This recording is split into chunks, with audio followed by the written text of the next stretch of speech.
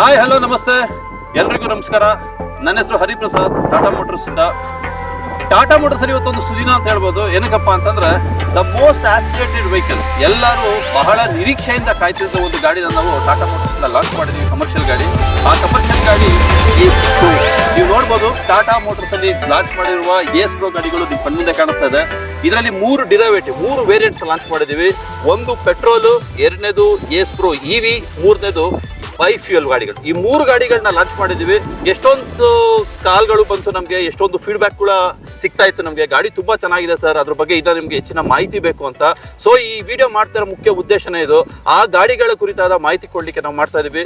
ಈ ಗಾಡಿಗಳದ್ದು ಪ್ರತಿಯೊಂದು ಇಂಚಿಂಚು ಮಾಹಿತಿನೂ ಇವತ್ತು ತಿಳ್ಕೊಂಡು ಪ್ರಾಡಕ್ಟ್ ಏನಿದೆ, ಎಷ್ಟು ಸುದೃಢವಾಗಿದೆ, ಮತ್ತೆ ಇದರಿಂದ ಎಷ್ಟು ಪ್ರಾಫಿಟ್ ಮಾಡ್ಬೋದು ಅಂತ ಹೇಳಿ ಒಂದು ಮಾಹಿತಿ ಕೊಡ್ಲಿಕ್ಕೆ ಈ ವಿಡಿಯೋ ಮಾಡ್ತಾ ಇದೀವಿ. Welcome you all once again for Tata Motors YouTube channel Tata Motors pro. ನನ್ನ ಹೆಸರು ಹರಿಪ್ರಸಾದ್. 3 ಗಾಡಿಗಳನ್ನ ನಾವು ಡಿಸೈನ್ ಮಾಡಿರೋದು ಇಂಟ್ರಾ ಸಿಟಿ ಅಪ್ಲಿಕೇಶನ್ಗೆ. ಅಂದ್ರೆ ನೀವು ಈ ವಾಹನಗಳನ್ನ ಯೂಸ್ ಮಾಡಿಕೊಂಡು ನಿಮ್ಮ ಸರಕು ಸಾಗಣೆ ಮಾಡುವ ಒಂದು ಬಿಸ್ನೆಸ್ ಅಲ್ಲಿ ನೀವು ವಿತ್ ಇನ್ ದ ಸಿಟಿ ಓಡಿಸೋದಕ್ಕೆ ಡಿಸೈನ್ ಮಾಡಿರೋ ಗಾಡಿ. ಈ ಗಾಡಿಗಳನ್ನ ತಗೊಳ್ಳಿಕ್ಕೆ ನಾವು 6 ಮೇಜರ್ ರೀಸನ್ಸ್ ಹೇಳ್ತೀವಿ. 6 ಮೂಲ ಉದ್ದೇಶಗಳೇನಪ್ಪ ಅಂತಂದ್ರೆ ಈ ಒಂದು ಗಾಡಿಗಳು ನಿಮ್ಗೆ ಅಫೋರ್ಡಬಲ್ ಪ್ರೈಸಸ್ ಸಿಗುತ್ತೆ. ಅಂದ್ರೆ ಈ ಗಾಡಿ ಪ್ರೈಸ್ ಸ್ಟಾರ್ಟ್ ಆಗ್ತಾ ಇರೋದು ಎಕ್ಸ್‌ಶೋರೂಮ್ ಪ್ರೈಸ್ ಎಷ್ಟಪ್ಪ ಅಂದ್ರೆ 3,99,000. ನೀವು ಯಾವ್ದಾದ್ರೂ ಈ ಒಂದು ಸೆಕ್ಟರ್ ಅಲ್ಲಿ ಅಥವಾ ಈ ಒಂದು ಸೆಗ್ಮೆಂಟ್ ಅಲ್ಲಿ ಗಾಡಿಗಳು ನೋಡಿದ್ರೆ ಇಷ್ಟು ಎಕನಾಮಿಕಲ್ ಆಗಿ, ಇಷ್ಟು ಫೀಚರ್ ಬೇಸಿಕ್, ಜೊತೆಗೆ ಇಷ್ಟು ಬಿಸ್ನೆಸ್ಗೆ ಹೊಂದುವಂತ ಗಾಡಿ ಯಾವುದು ಕೂಡ ಇಲ್ಲ ಅಂತ ಅನ್ಕೋತೀನಿ. ಎರಡನೇದು, ಈ ಗಾಡಿ ಸೇಫ್ಟಿಲೂ ಕೂಡ ಸರ್ಟಿಫಿಕೇಶನ್ ತಗೊಂಡಿದೆ. ಅಂದ್ರೆ FF48 full frontal collision test ಅಲ್ಲಿ ಕ್ಲಿಯರ್ ಆಗಿದೆ. ಈ ಗಾಡಿಗಳು ಅತ್ಯಂತ ಸುರಕ್ಷಿತವಾದ ಗಾಡಿಗಳು ಅಂತ ಒಂದು ಸರ್ಟಿಫಿಕೇಶನ್ ಆಗಿದೆ. ಮೂರನೇ ರೀಸನ್, ಈ ಗಾಡಿಗಳಲ್ಲಿ ಕಂಫರ್ಟ್ ಆಗಿರ್ಬೋದು ಅಥವಾ ಕನ್ವೀನಿಯನ್ಸ್ ಆಗಿರ್ಬೋದು ತುಂಬಾ ಅತಿ ಹೆಚ್ಚಿನ ಫೀಚರ್ಗಳು ಕೊಟ್ಟಿದ್ವಿ. ಲೈಕ್ ರಿವರ್ಸ್ ಪಾರ್ಕಿಂಗ್ ಅಸಿಸ್ಟೆನ್ಸ್ ಆಗಿರ್ಬೋದು, ನಿಮ್ಮ ಡ್ರೈವರ್ ಸೀಟಿಂಗ್ ಪೊಸಿಷನ್ಸ್ ಆಗಿರ್ಬೋದು, ಅಥವಾ ನಿಮ್ಮ ಸ್ಟೇರಿಂಗ್ ಸಿಸ್ಟಮ್ ಆಗಿರ್ಬೋದು. ನೀವು ಸಿಟಿ ಒಳಗಡೆ ಓಡಿಸ್ಬೇಕಾದ್ರೆ ಪದೇ ಪದೇ ಬ್ರೇಕ್ ಹಾಕ್ಬೇಕು, ಪದೇ ಪದೇ ಕ್ಲಚ್ ಆಗ್ಬೇಕು. ಆಗ್ದಾಗ್ಲೂ ಕೂಡ ನಿಮ್ಗೆ ಜಾಸ್ತಿ ಸುಸ್ತಾಗೋದಾಗ್ಲಿ ಸ್ಟ್ರೈನ್ ಆಗೋದಾಗ್ಲಿ ಆಗೋದಿಲ್ಲ. ಎಲ್ಲದಕ್ಕಿಂತ ಹೆಚ್ಚಾಗಿ ಈ ಗಾಡಿಲಿ ನಾವು ಬಿಸ್ನೆಸ್ ನ ರನ್ ಮಾಡ್ಬೇಕಾದ್ರೆ ಪ್ರತಿಯೊಂದು ಫಿನಾನ್ಷಿಯರ್ಗೂ ನಾವು ಟೈಅಪ್ ಇರೋದ್ರಿಂದ ಪ್ರತಿಯೊಂದು ಗಾಡಿಗೂ ನಿಮ್ಗೆ ಮ್ಯಾಕ್ಸಿಮಮ್ ಲೋನು ಕೂಡ ಆಗುತ್ತೆ. ಆ ಲೋನ್ ನ ತಗೊಂಡು ಈಗ ಯಾರು ಆಲ್ರೆಡಿ 3 ವೀಲರ್ ಕಸ್ಟಮರ್ಸ್ ಇದಾರೆ, 3 ವೀಲರ್ ತಗೋಬೇಕು ಅಂತ ಪ್ಲಾನ್ ಮಾಡಿದ್ದಾರೆ, ಆ 3 ವೀಲರ್ ಕಸ್ಟಮರ್ಸ್ಗೆ ಇದೊಂದು ಉತ್ತಮ ಸುವರ್ಣಾವಕಾಶ ಅಂತಾನೆ ಹೇಳ್ಬೋದು. ನೀವು 3.5-4 ಲಕ್ಷ ಕೊಟ್ಟು ಆಟೋಗಳನ್ನ ತಗೊಂಡು 3 ವೀಲರ್ ತಗೊಂಡು ಬಿಸ್ನೆಸ್ ಮಾಡೋ ಬದಲು ನಮ್ಮ ಟಾಟಾ ಮೋಟರ್ಸ್ ಏಸ್ ಪ್ರೋ ಗಾಡಿಗಳೇನಿದಾವೆ ಈ ಗಾಡಿಗಳನ್ನ ತಗೊಂಡ್ರೆ ಅತಿ ಸುರಕ್ಷಿತವಾಗೂ ಇರುತ್ತೆ, ಜೊತೆಗೆ ಕಂಫರ್ಟ್ ಕನ್ವೀನಿಯನ್ಸು ಇರುತ್ತೆ. ಎಲ್ಲದಕ್ಕಿಂತ ಹೆಚ್ಚಾಗಿ ಈ ಗಾಡಿಗಳಲ್ಲಿ ಒಂದು ಬ್ರ್ಯಾಂಡ್ ವ್ಯಾಲ್ಯೂ ಕೂಡ ನೀವೇನ್ ಮಾಡಬಹುದು ಅಂದ್ರೆ ಕ್ಯಾರಿ ಮಾಡಬಹುದು.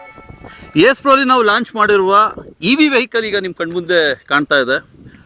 ಲುಕ್ಸ್ ನೋಡಿ ಎಷ್ಟು ಚೆನ್ನಾಗಿದೆ, ಕಲರು ಅಷ್ಟೇ ಆಗಿರ್ಬೋದು, ಲುಕ್ಸ್ ಆಗಲಿ ತುಂಬಾ ಅಟ್ರಾಕ್ಟಿವ್ ಆಗಿ ಡಿಸೈನ್ ಮಾಡಿದ್ದಾರೆ. ನಾನು ಅವಾಗಲೇ ಹೇಳಿದೆ, ಏಸ್ ಇವಿ ಆಗಿರ್ಬೋದು, ಏಸ್ ಪ್ರೋ ಬೈಫ್ಯೂಲ್ ಆಗಿರ್ಬೋದು, ಅಥವಾ ಏಸ್ ಪ್ರೋ ಪೆಟ್ರೋಲ್ ಗಾಡಿ ಆಗಿರ್ಬೋದು, ಈ ಎಲ್ಲ ಗಾಡಿಗಳನ್ನ ನಾವು ಡಿಸೈನ್ ಮಾಡಿರೋದೇ ಸಿಟಿ ಒಳಗಡೆ ಓಡಿಸ್ಲಿಕ್ಕೆ. ಓಕೆ, ಈ ಗಾಡಿಲಿ ಡಿಸೈನ್ ಪ್ಯಾರಾಮೀಟರ್ ಅಂತ ಬಂದ್ರೆ ನಿಮಗೆ ಪವರ್ಫುಲ್ ಹೆಡ್ ಲ್ಯಾಂಪ್ಸ್ ಕೊಟ್ಟಿದ್ದಾರೆ. ಬಹಳ ಕನ್ವೀನಿಯಂಟ್ ಆಗಿರುತ್ತೆ ಗಾಡಿ ಓಡಿಸ್ಬೇಕಾದ್ರೆ ನೈಟ್ ಕಂಡೀಷನ್ಸ್ ಅಲ್ಲಿ. ಎರಡನೇದು, ಲೋಗೋದು ಒಂದು ಎಲಿಗೆಂಟ್ ಲುಕ್ ತುಂಬಾ ಚೆನ್ನಾಗಿ ಕಾಣಿಸ್ತಾ ಇದೆ ಇವಿ ವೆಹಿಕಲ್ ಅಲ್ಲಿ. ಅದಾದ್ಮೇಲೆ ನೀವು ಸೈಡ್ ಪ್ರೊಫೈಲ್ಗೆ ಏನಾದ್ರು ಬಂತು ಅಂತಂದ್ರೆ, ಸೈಡ್ ಪ್ರೊಫೈಲ್ ಅಲ್ಲಿ ನಿಮಗೆ ಈ ವೆಹಿಕಲ್ ಅಲ್ಲಿ ಟೈರ್ ಬಂದು 12 ಇಂಚು ಟೈರ್ ಕೊಟ್ಟಿದ್ದೀವಿ. 12 ಇಂಚ್ ಟೈರ್, 145 R12 ಟೈರ್ ಕೊಟ್ಟಿದ್ದೀವಿ. ಜೊತೆಗೆ ಈ ಸಸ್ಪೆನ್ಷನ್ ಅಂತ ಏನಾದ್ರು ನೋಡಿದ್ರೆ ಫಸ್ಟ್ ಮುಂದಗಡೆ ಇಂಡಿಪೆಂಡೆಂಟ್ ಕಾಯಿಲ್ ಸ್ಪ್ರಿಂಗ್ ಸಸ್ಪೆನ್ಷನ್ ಇದೆ. ಸಸ್ಪೆನ್ಷನ್ ನೀವು ನೋಡ್ಬೋದು ತುಂಬಾ ಕ್ಲಿಯರ್ ಆಗಿದೆ. ಈ ಕಾಯಿಲ್ ಸ್ಪ್ರಿಂಗ್ ಸಸ್ಪೆನ್ಷನ್ ಕೊಟ್ಟಿರೋದ್ರಿಂದ ನಿಮ್ಗೆ ಡ್ರೈವಿಂಗ್ ಕಂಫರ್ಟ್ ತುಂಬಾ ಚೆನ್ನಾಗಿರುತ್ತೆ. ಯಾಕಪ್ಪ ಅಂತಂದ್ರೆ ಈ ಗಾಡಿಲಿ ನೋಡೋದಾದ್ರೆ ಏಸ್ ಪ್ರೋ ಇವಿಲಿ ಪೇಲೋಡ್ ಬಂದು 750 kg. 750 kg ಅಂದ್ರೆ ಮ್ಯಾಕ್ಸ್ ಟು ಮ್ಯಾಕ್ಸ್ ನೀವು 1 ಟನ್ ಲೋಡ್ ತನಕನು ಈ ವೆಹಿಕಲ್ ಅಲ್ಲಿ ಲೋಡ್ ನ ಕ್ಯಾರಿ ಮಾಡಬಹುದು. ಹಿಂದ್ಗಡೆ ನಿಮ್ಗೆ ಸೆಮಿ ಟ್ರೈಲರ್ ಆರ್ಮ್ ಕೊಟ್ಟಿರೋದ್ರಿಂದ ವಿತ್ ಡ್ಯಾಂಪರ್ಸ್, ಇಲ್ಲಿ ಸಸ್ಪೆನ್ಷನ್ ನೋಡಬಹುದು, ಇದು ಸ್ಪ್ರಿಂಗ್ ಇದೆ, ಜೊತೆಗೆ ಡ್ಯಾಂಪರ್ಸು ಕೊಟ್ಟಿದ್ದೀವಿ. ಈ ಡ್ಯಾಂಪರ್ಸು ಮತ್ತೆ ಮುಂದ್ಗಡೆ ಇರುವ ಇಂಡಿಪೆಂಡೆಂಟ್ ಕಾಯಿಲ್ ಸ್ಪ್ರಿಂಗ್ ಸಸ್ಪೆನ್ಷನ್ ಎರಡೂ ನೋಡಿದ್ರೆ ನಿಮಗೆ ಬಹಳ ಕಂಫರ್ಟಬಲ್ ಡ್ರೈವ್ ಸಿಗುತ್ತೆ. ಯಾಕಂದ್ರೆ ಸಿಟಿಲಿ ನೀವು ಲೋಡ್ ಹಾಕೊಂಡು ಓಡಿಸ್ಬೇಕಾದ್ರೆ ಮೊದಲನೇ ವಿಷಯ ಬರೋದೇ ಕಂಫರ್ಟ್. ಆ ಕಂಫರ್ಟ್ ಪ್ಯಾರಾಮೀಟರ್ ಏನ್ ಬೇಕು ಎಲ್ಲ ಕೊಟ್ಟಿದ್ದೀವಿ. ಲೋಡ್ ಬಾಡಿ ಏನಾದ್ರು ನೋಡೋದಾದ್ರೆ ಏಸ್ ಪ್ರೋ ಇವಿಲಿ 6.5 ಫೀಟ್ ಲೆಂತ್ ಬರುತ್ತೆ, ಜೊತೆಗೆ 4.7 ಫೀಟ್ ಅಗಲ ಇರುತ್ತೆ. ಅಂದ್ರೆ 6.5 to 4.7 ಲೋಡ್ ಬಾಡಿ ಕೊಟ್ಟಿರೋದ್ರಿಂದ ನೀವು 3 ವೀಲರ್ಗಾಗ್ಲಿ ಅಥವಾ ಈ ಸೆಗ್ಮೆಂಟ್ ಅಲ್ಲಿ ಕಾಂಪಿಟೇಷನ್ ಗಾಡಿ ಯಾವುದೇ ನೋಡಿದ್ರು ಅತಿ ದೊಡ್ಡ ಲೋಡ್ ಬಾಡಿ ಕೊಟ್ಟಿರೋದು ನಮ್ಮಲ್ಲಿ ಏಸ್ ಪ್ರೋ ಗಾಡಿಗಳಲ್ಲಿ. ಇನ್ನೊಂದು ಅತಿ ಮುಖ್ಯವಾದ ವಿಷಯ ಏನಪ್ಪಾ ಅಂತಂದ್ರೆ, ಲೋಡ್ ಬಾಡಿ ಆದ್ಮೇಲೆ ಒಬ್ಬ ಡ್ರೈವರಿಗೆ ಎಸ್ಪೆಷಲಿ ಸಿಟಿಲಿ ಓಡಿಸ್ಬೇಕಾದ್ರೆ ಕಂಫರ್ಟ್ ಮತ್ತು ಸೇಫ್ಟಿ ಭಾಳ ಮುಖ್ಯ ಆಗುತ್ತೆ. ಆ ಕಂಫರ್ಟ್ ಮತ್ತು ಸೇಫ್ಟಿ ಕೊಡಲಿಕ್ಕೆ ನಾವು ಇಲ್ಲಿ ರಿವರ್ಸ್ ಪಾರ್ಕಿಂಗ್ ಸೆನ್ಸಾರ್ಸ್ RPAS ಅಂತ ಹೋಗ್ತೀವಿ, RPAS reverse parking assistant system ಕೊಟ್ಟಿದ್ದೀವಿ. ಇದೇನಪ್ಪ ಅಂತಂದರೆ ನೀವು ಗಾಡಿನ ರಿವರ್ಸ್ ಹಾಕಬೇಕಾದ್ರೆ ಯಾವುದಾದ್ರೂ ಒಂದು ಅಬ್ಸ್ಟ್ರಕಲ್ ಇದ್ದರೆ ಒಂದು ಬೀಪ್ ಕೊಡುವ ಮುಖಾಂತರ ನಿಮಗೆ ಒಂದು ಇಂಡಿಕೇಶನ್ ಕೊಡುತ್ತೆ, ಒಂದು ಅಬ್ಸ್ಟ್ರಕಲ್ ಇದೆ, ಪಾರ್ಕ್ ಮಾಡ್ಬೇಕಾದ್ರೆ ಹುಷಾರಾಗಿ ಪಾರ್ಕ್ ಮಾಡ್ಕೋಬೇಕು ಅಂತ ರಿವರ್ಸ್ ಪಾರ್ಕ್ ಅಸಿಸ್ಟೆಂಟ್ ಸಿಸ್ಟಮ್ ಕೊಟ್ಟಿದ್ದೀವಿ. ಅದಾದಮೇಲೆ ಬಹಳ ಮುಖ್ಯ, ಒಂದು EV ಗಾಡೀಲಿ ಎರಡು ಅತಿ ಮುಖ್ಯವಾದ ವಿಷಯಗಳು ಬರ್ತವೆ. ಒಂದು ಬ್ಯಾಟ್ರಿ, ಎರಡನೇದು ಮೋಟಾರ್. ಇಲ್ಲಿ ನೋಡ್ಬೋದು ಮೋಟಾರ್ದು ಪ್ಲೇಸ್ಮೆಂಟ್ ಹೆಂಗಾಗಿದೆ ಅಂತ. ಓಕೆನಾ? ಈ ಮೋಟಾರು ನಮಗೆ 39 HP ಮೋಟರ್ ಕೊಟ್ಟಿದ್ದೀವಿ. ಇದಕ್ಕೆ 104 Nm ಟಾರ್ಕ್ ಇರುತ್ತೆ. ಅತಿ ಪವರ್ಫುಲ್ ಮೋಟಾರು ಜೊತೆಗೆ ಅತಿ ಪವರ್ಫುಲ್ ಟಾರ್ಕ್ ಕೊಟ್ಟಿರೋದ್ರಿಂದ ಈ ಒಂದು ನೀವು 750 kgಯಿಂದ 1 ಟನ್ ಲೋಡ್ ಹಾಕಿ ಕ್ಯಾರಿ ಮಾಡಬೇಕಾದ್ರೂ ಅತಿ ವಿಶ್ವಾಸವಾಗಿ ನೀವು ಗಾಡಿಗಳನ್ನ ಈಸಿಯಾಗಿ ಡ್ರೈವ್ ಮಾಡೋಕ್ಕೆ ಅನುಕೂಲಕರವಾಗಿರುತ್ತೆ. ಎಸ್ ಪ್ರೋ ಗಾಡಿಗಳಲ್ಲಿ ಟರ್ನಿಂಗ್ ರೇಡಿಯಸ್ ಅಂತ ಏನಾದರೂ ನೀವು ನೋಡೋದಾದ್ರೆ ಈ ಗಾಡಿದು ಟರ್ನಿಂಗ್ ರೇಡಿಯಸ್ ಬಂದು 3.7 ಮೀಟರ್ಸ್ ಇರುತ್ತೆ. ಅಂದರೆ ಈ ಗಾಡಿನ ಯಾವುದೇ ಒಂದು ನ್ಯಾರೋ ರೋಡ್ಗಳಲ್ಲಿ ಅಂದರೆ ಸಂದಿಗೊಂದಿಲ್ಲಿ ಓಡಿಸ್ಬೇಕು. ಎಕ್ಸಾಂಪಲ್, ಈಗ ನೀವೇನಾದ್ರು LPG ಸಿಲಿಂಡರ್ ಡಿಸ್ಟ್ರಿಬ್ಯೂಷನ್ ಮಾಡೋದಾಗಿರ್ಬೋದು ಅಥವಾ ವಾಟರ್ ಟ್ಯಾಂಕರ್ ಡಿಸ್ಟ್ರಿಬ್ಯೂಷನ್, ಅಂದರೆ ಸಣ್ಣಗೊಂದಿ ರೋಡ್ಗಳಲ್ಲಿ ಹೋಗ್ಬೇಕಾದ್ರೆ ನಿಮಗೆ ಸ್ಪೇಸು ಬಹಳ ಬೇಕಾಗುತ್ತೆ. ಯೂಶಲಾಗಿ ದೊಡ್ಡ ದೊಡ್ಡ ಹೋಗ್ಲಿಕ್ಕೆ ಆಗೋದಿಲ್ಲ. ಆ ಒಂದು ಸಂದರ್ಭದಲ್ಲಿ 3.7 ಮೀಟರ್ ಟರ್ನಿಂಗ್ ರೇಡಿಯಸ್ ನಾವು ಕೊಟ್ಟಿರೋದ್ರಿಂದ ಏನಾಗುತ್ತೆ ಅಂದರೆ ಗಾಡಿ ಈಸಿಯಾಗಿ ಟರ್ನ್ ಆಗುತ್ತೆ. ಜೊತೆಗೆ ನೀವೇನು ಅನ್ಲೋಡ್ ಮಾಡಬೇಕು ಬಹಳ ಅನುಕೂಲಕರವಾಗಿರುತ್ತೆ. ಅದಕ್ಕಿಂತ ಅತಿ ಮುಖ್ಯವಾಗಿ ಏನಪ್ಪ ಅಂದರೆ 750 kg ಪೇಲೋಡ್ ಕೊಟ್ಟಿದ್ರು 1 ಟನ್ ಗಂಟ ಲೋಡ್ ಹಾಕ್ಬೋದು ಅಂತ ಹೇಳಿದ್ವಿ. ಆ 1 ಟನ್ ಲೋಡ್ ಹಾಕ್ತಾಗ ಗಾಡಿ ಕಾಯಿಲ್ ಸ್ಪ್ರಿಂಗ್ ಸಸ್ಪೆನ್ಷನ್ ಮತ್ತೆ ಟ್ರೈಲರ್ ಆರ್ಮ್ ಕೊಟ್ಟಿರೋದ್ರಿಂದ ಗಾಡಿ ಹಿಡ್ಕೊಳ್ಳುತ್ತಾ? ಯಾವುದೇ ಕಾರಣಕ್ಕೂ ಹಿಡ್ಕೊಳ್ಳಲ್ಲ. ಇದು ಸ್ಟಿಫನ್ಡ್ ಕಾಯಿಲ್ ಸ್ಪ್ರಿಂಗ್ ಸಸ್ಪೆನ್ಷನ್ ಆಗಿರೋದ್ರಿಂದ ನಿಮಗೆ ಗ್ರೌಂಡ್ ಕ್ಲಿಯರೆನ್ಸ್ ಇದರಲ್ಲಿ 170 mm ಭಾಳ ಅಪ್ರೋಪ್ರಿಯೇಟ್ ಆಗಿರುತ್ತೆ. ಜೊತೆಗೆ ಭಾಳ ಕಂಫರ್ಟಬಲ್ ಕೂಡ ಇರುತ್ತೆ. ಇದನ್ನ ಡ್ರೈವರ್ ಕ್ಯಾಬಿನ್ ಏನಾದರೂ ನೀವು ಗಮನಿಸೋದೇ ಆದರೆ ಗೇಜು ಅಷ್ಟೇ ಭಾಳ ಸ್ಟ್ರೆಂಥೆಂಡ್ ಆಗಿರುತ್ತೆ. ನೀವು ನೋಡ್ಬೋದು ಎಷ್ಟು ವಿಶಾಲವಾದ ಒಂದು ಡ್ರೈವರ್ ಕ್ಯಾಬಿನ್ ಕೊಟ್ಟಿದ್ದೀವಿ ಅಂತ. ಸ್ಟೇರಿಂಗು ಅಷ್ಟೇ ಭಾಳ ಕಂಫರ್ಟಬಲ್ ಆಗಿರುತ್ತೆ.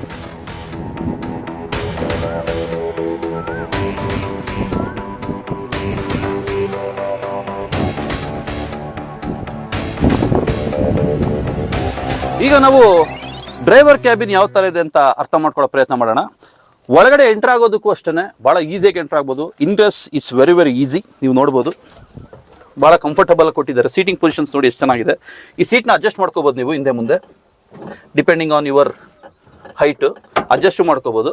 ಜೊತೆಗೆ ಸ್ಟೇರಿಂಗ್ ಪೊಸಿಷನ್ಸು ಭಾಳ ಎರ್ಗನಾಮಿಕ್ಸಲ್ಲಿ ಕೊಟ್ಟಿರೋದ್ರಿಂದ, ಸೈಂಟಿಫಿಕ್ ವೇಲಿ ಡಿಸೈನ್ ಆಗಿರೋದ್ರಿಂದ ನಿಮಗೆ ಭಾಳ ಸ್ಮೂತ್ ಇರುತ್ತೆ. ಜೊತೆಗೆ ಪೊಸಿಷನ್ ಕೂಡ ಭಾಳ ಕಂಫರ್ಟಬಲ್ ಆಗಿರುತ್ತೆ. ಎಸ್ ಪ್ರೋ EVಲಿ ELR ಎಮರ್ಜೆನ್ಸಿ ಲಾಕಿಂಗ್ ರಿಟ್ರಾಕ್ಟರ್ ಅಂದರೆ ಸೀಟ್ ಬೆಲ್ಟ್ಸ್ ಕೂಡ ನಾವು ಒದಗಿಸಿದ್ದೀವಿ.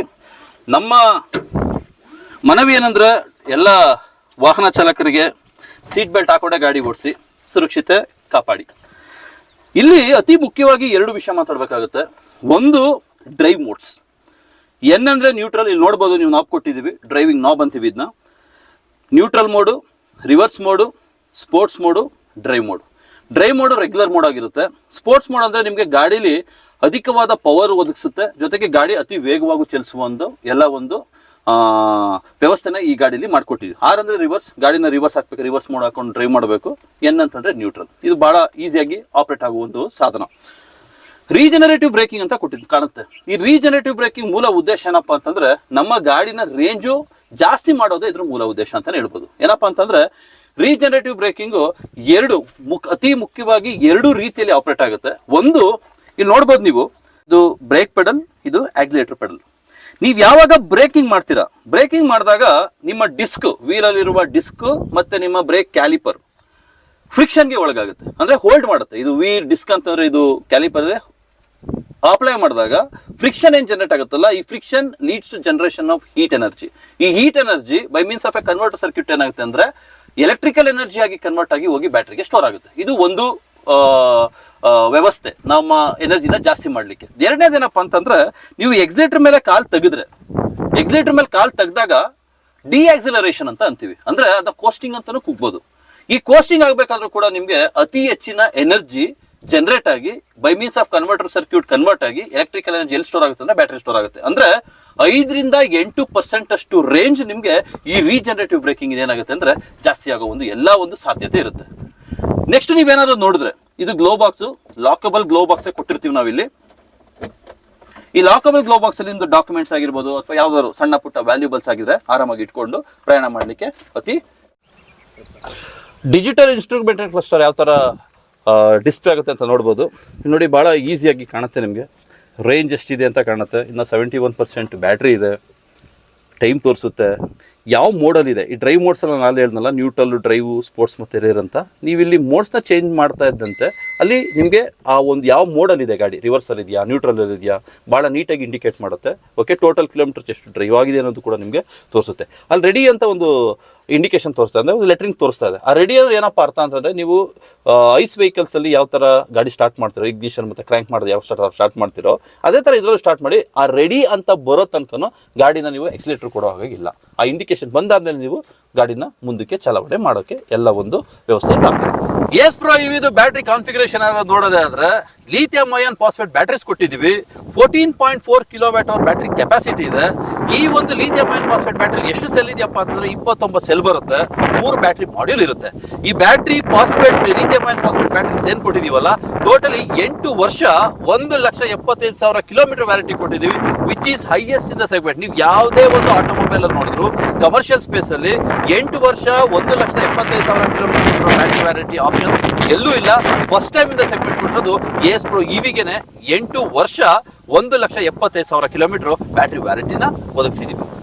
ಸ್ನೇಹಿತರೆ, ಇಷ್ಟೊತ್ತು ಮಾತಾಡಿದ್ವಿ ವೆಹಿಕಲ್ ಅಲ್ಲಿ ಏನೇನು ಫೀಚರ್ ಇದೆ, ಎತ್ತ ಏನು ಅಂತೇಳಿ.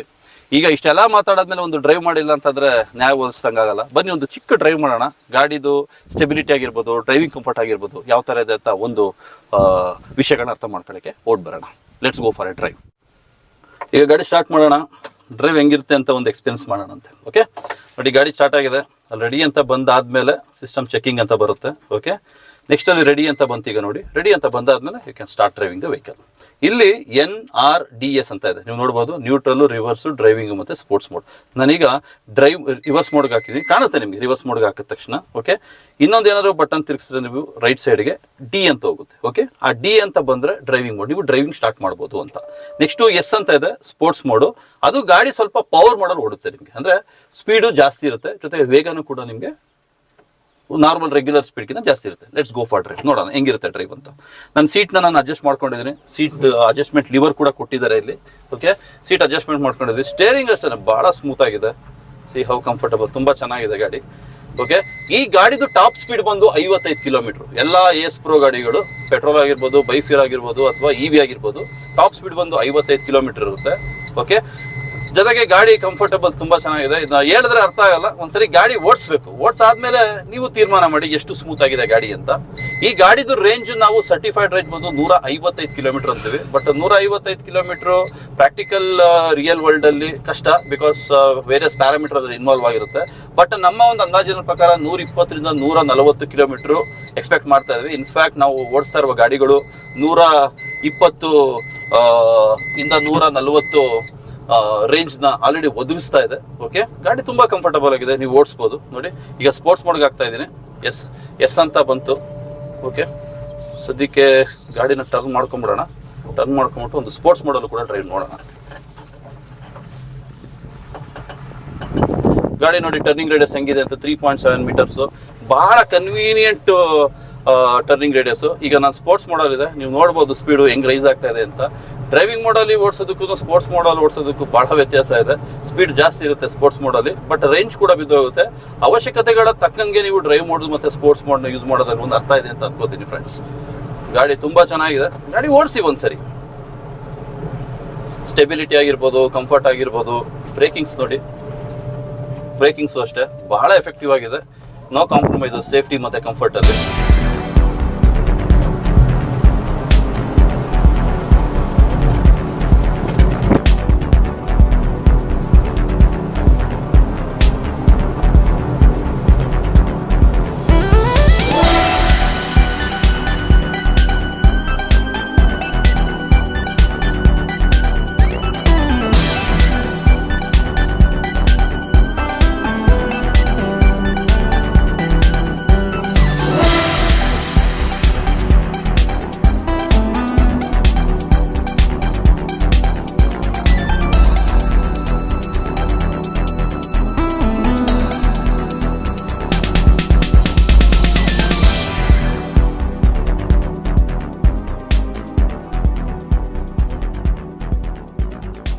ಸ್ನೇಹಿತರೆ, ಗ್ರಾಹಕರೇ, ಇಷ್ಟೊತ್ತು ನಾವು ಏಸ್ ಪ್ರೋ EV ಒಂದು ಮಾಹಿತಿನ ಅರ್ಥ ಮಾಡ್ಕೊಂಡ್ವಿ, ಎಷ್ಟಿನ ಮಾಹಿತಿಗಳನ್ನ ತಿಳ್ಕೊಂಡ್ವಿ. ಇವಾಗ ನನ್ನ ಬಲಕ್ಕೆ ಮತ್ತು ನನ್ನ ಎಡಕ್ಕೆ ಏಸ್ ಪ್ರೋ ಪೆಟ್ರೋಲ್ ಇದೆ, ಏಸ್ ಪ್ರೋ ಬೈಫ್ಯೂಲ್ ಇದೆ.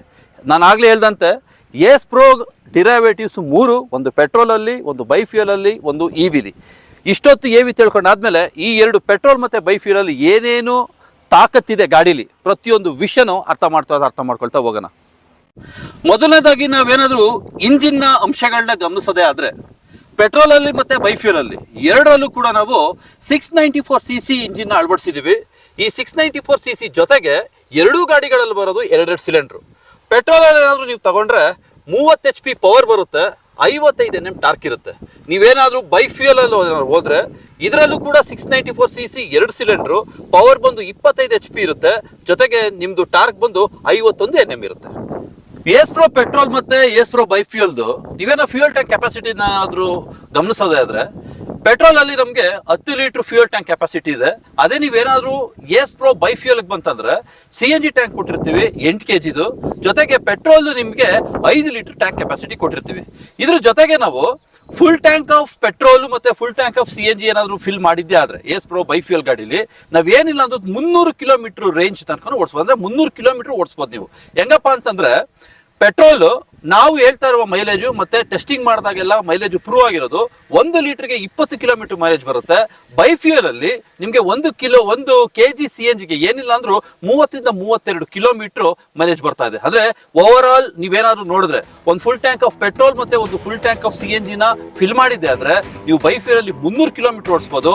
ಅದೇ ನೀವೇನಾದರೂ ಪೆಟ್ರೋಲ್ ಗಾಡಿ ಏನು ನೋಡ್ತಾ ಇದ್ವಿ, ಏಸ್ ಪ್ರೋ ಫ್ಯೂಲ್ ಪೆಟ್ರೋಲ್ ಗಾಡಿ ನೋಡ್ತೀವಲ್ವ, 10 ಲೀಟ್ರ್ ಟ್ಯಾಂಕ್ ಕೆಪಾಸಿಟಿ ಕೊಟ್ಟಿರ್ತೀವಿ, 20 ಕಿಲೋಮೀಟ್ರ್ ಬರ್ತಾ ಇದೆ ಅಂತ ಅಂದಾಜು ಇಟ್ಕೊಂಡ್ರೆ ಏನಿಲ್ಲ ಅಂತಂದ್ರು ಒಂದು ಫುಲ್ ಟ್ಯಾಂಕ್ ಫ್ಯೂಯಲ್ ಮಾಡಿದ್ರೆ ನಾವು 10 ಲೀಟರ್ ಫ್ಯೂಯಲ್ ಟ್ಯಾಂಕ್ಗೆ ಏನಿಲ್ಲ ಅಂತಂದ್ರು 200 ಕಿಲೋಮೀಟರ್ ಡಿಸ್ಟೆನ್ಸ್ನ ಟ್ರಾವೆಲ್ ಮಾಡ್ಬೋದು.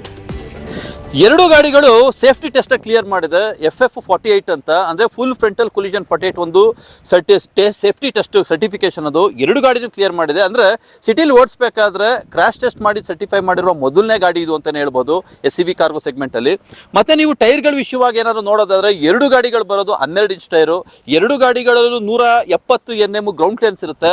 ಮತ್ತು ನ್ಯಾರೋ ರೋಡ್ಗಳಲ್ಲಿ ಮತ್ತು ಸಣ್ಣದಾದ ರೋಡ್ಗಳಲ್ಲಿ ಓಡಿಸ್ಬೇಕಾಗಿ ಇರೋದ್ರಿಂದ ನಾವು ಅದರ ಅನುಕೂಲತೆಗಳ ತಕ್ಕಂಗೆ ಈ ಎರಡು ಗಾಡಿಗಳಿಗೂ ಅಂದರೆ ಏಸ್ ಪ್ರೋ ಸೆಗ್ಮೆಂಟ್ಗೆ ನಾವೇನು ಮಾಡಿದ್ವಿ ಅಂದರೆ 3.7 ಮೀಟರ್ ಟರ್ನಿಂಗ್ ರೇಡಿಯಸ್ ಕೊಟ್ಟಿದ್ದೀವಿ. ಅತಿ ಮುಖ್ಯವಾದ ಅಂಶ ಏನು ಗೊತ್ತಾ ಇದರಲ್ಲಿ, ಎರಡು ಗಾಡಿಗಳಿಗೂ ವಾರಂಟಿ ಬಂದು 2 ವರ್ಷ 72,000 ಕಿಲೋಮೀಟರ್ ಬರುತ್ತೆ. ಏಸ್ ಪ್ರೋ ಗಾಡಿದು ಪೇಲೋಡ್ ಏನಾದ್ರು ನೀವು ನೋಡೋದಾದ್ರೆ 750 kg ಪೇಲೋಡ್ ಕೊಟ್ಟಿದ್ದೀವಿ. ಜೊತೆಗೆ ಓವರ್ಲೋಡ್ ಕಂಡೀಷನ್ ಅಂತ ಏನಾದ್ರು ಮಾತಾಡೋದೇ ಆದರೆ ನಾವು ಪೆಟ್ರೋಲ್ಗಾಗಿರ್ಬೋದು, ಬೈಫ್ಯೂಲ್ಗಾಗಿರ್ಬೋದು, ಫಾರ್ ದಟ್ ಮ್ಯಾಟರ್ CVಗಾಗಿರ್ಬೋದು 1,000 kg ತನಕ ಲೋಡ್ ಕ್ಯಾರಿ ಮಾಡುವ ಒಂದು ಕೆಪಾಸಿಟಿ ಈ ಗಾಡಿಗಳಿಗಿದೆ. ಜೊತೆಗೆ ಅತಿ ಮುಖ್ಯವಾಗಿ ನೀವು ನೋಡೋದೇ ಆದರೆ ಲೋಡ್ ಬಾಡಿ ನಾವೇನು ಹೇಳ್ತೀವಲ್ಲ, ಡೆಕ್ ಅಂತ ಏನು ಮಾತಾಡ್ತೀವಿ, ತೊಟ್ಟಿ ಅಂತ ಏನು ಹೇಳ್ತೀವಿ, ಈ ತೊಟ್ಟಿ ಎಷ್ಟಪ್ಪ ಇದೆ ಅಂತಂದರೆ 6.5 ಫೀಟ್ ಉದ್ದ ಇದೆ, 4.7 ಫೀಟ್ ಅಗಲ ಇದೆ. ಅಂದರೆ ಪ್ರತಿಯೊಂದು ಅಪ್ಲಿಕೇಶನ್ಗೂ ಸೂಟ್ ಆಗುವ ಒಂದು ಗಾಡಿ ಇದು.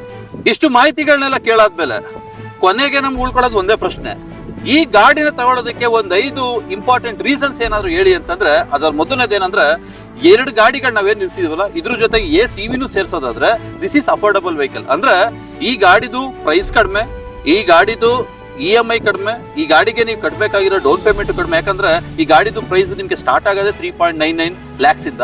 ಜೊತೆಗೆ 3 ವೀಲರ್ನ ಯಾರ್ಯಾರು ಯೂಸ್ ಮಾಡ್ತಾ ಇದ್ದಾರೆ ಆ 3 ವೀಲರ್ ಯೂಸ್ ಮಾಡ್ತಾರ ಕಸ್ಟಮರ್ಸ್ ಈ ಗಾಡಿಗೆ ಬಂದ್ರೆ ಹೆಚ್ಚು ಕಂಫರ್ಟಬಲ್ ಸಿಗುತ್ತೆ, ಜೊತೆಗೆ ಹೆಚ್ಚು ಸೇಫ್ಟಿನೂ ಸಿಗುತ್ತೆ.